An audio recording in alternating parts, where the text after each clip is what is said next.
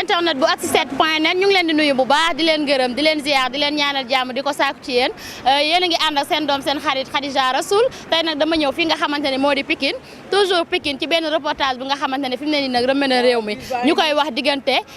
ASP yi ak borom moto yi coow li bari na torop wax dëgg yàlla ku nekk xam na ne conflit am na foofu mais lu mu ci mënti doon damay ànd ak sama caméraman bu ñaawul bi ñu koy wax Aliou ñu dem xool askan wi lan lañ ci wax léegi la leerali incha allah. waaw soxna si man maa ngi lay xamal ne la man Baara Puno di nijaay ci xale yi dawal moto di nijaay ci ñenn ASP yi coow li bari na lool te ñun ñëpp ay sénégalais lañ bien vrai que ASP yi seen liggéey lañ nekk waaye am na ci ñoo xam dañuy xaw a juum léeg-léeg ndax moto buy daw vitesse nga bëgg koo kar pour téye ko mën na indi gàllankoor boo xam ne nii doo xam fu mu lay féete parce que borom moto yi seen moto yi rek lañ am pour dawal ko déplacé wu. ñenn ñi am nañ ay kayit yi nga xam ne moom lañ leen laaj ba mu mat ñenn ñi ci des mënuñu am yëpp kayit waaye comme ay sénégalais lañ ñun ñëpp nañu rafetal ànd bi te xam ne Sénégal gi ñoo ko bokk borom moto yi nañ jiima dem wuti ji kayit yi leen di laaj suñ mënul am yëpp it nañ xool baax ni ñuy dawalee te di bàyyi xel bu baax ASP ndax ASP yi ay sénégalais lañ yu ñu jël ci fonction publique ñuy liggéey di ñu aar mais nag li ma leen di collé motif mooy borom moto yi. am na ci ñoo xam ne bu ñuy dawal dañ naan je m'en fous te boo defee je m'en fous rek. waaw ASP de saa yi ñoom li ñuy def la ñuy tegul si yoon des fois sax dañuy ñëw ba suñu buntu place fii nii fi ñuy liggéeyee suñu client yi war a jënd bagage ñuy jàpp si buntu place bi te loolu du yoon sooy jàppee dafa am logique yi jàppee dafa am fooy jàppee yaa ngi dégg mais nit maam tey jii doo ko fekk si buntu place bu muy liggéeyee nga bëgg a di kar moto yi di jàpp fii nii loolu du yoon waaw loolu moom nañu si dimbale bu baax a baax a baax a baax. ñun suñu papier bu matul dañ ñoo war a arrêté mais dañuy ñëw rek bëgg a foqati caabi ji te du noonu voilà foofu la quoi xam nga nit boo ko arrêté mu taxaw même bu yorul ay pièces sax dina taxaw man boo ma arrêté rek damay taxaw du ma daw xam nga su ma amul ay pièces nga ne ma 6000 la ma fay wala 3000 la mais nit doo ñëw rek foqati caabeem surtout loolu tamit mooy li ma lay wax rek nañuy dawal yërmande quoi ci borom moto yi xam nga duñ ay mala quoi ay nit lañ nañuy dawal yërmande rek. proximité la mais ñoom dañoo comporté comme ay policiers dañu ay policiers waaw. ku ñu fekk yoon bi téye la daakante ak yow lekk sa xaalis te teguñu ko fenn teguñu ko si yoon te ñun dañuy daantuñ doole rek. ndax loolu durulam policier moo war a laaj permis moo war a laaj caabi mais ASP loolu durulam mais ñoo xamuñ lu leen war.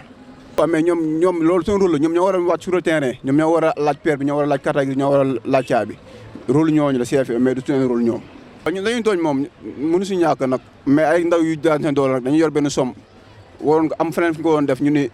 comme que ay chômeur lañ ñu jël liggéey benn moto pour liggéey si mais début bi nii mënul yomb mënoo am kayit yëpp même boo amee kayit yëpp dañ lekk sa xaalis il faut nga taaba ba yor benn somme pour am loo jënd loo fayee ses papiers noonu la fa demee mais nag loolu rek du excuse dinañu war na tax ñu gars yi rek gën a raayante jéem am papier matal ko après boo nekkee da nga nekk en règle am say droit yëpp. waaw amuñ droit ñëw si buntu place bi parce que ñoom dañoo war a am droit fi ñuy jàppee ñuy taxaw foofu nag gi nga nit. boo koy jàpp dafa am noo koy jàppee mais doo ko kar ñoom dañuy kar borom moto yi te loolu du yoon nit ñi mën nañ leen di mbëkk ñu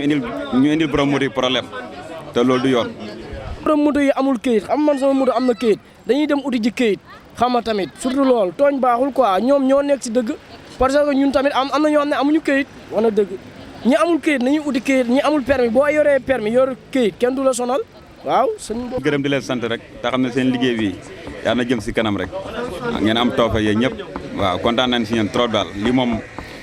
vraiment dafa rafet quoi lii moom nice na quoi baax na si borom moto yi.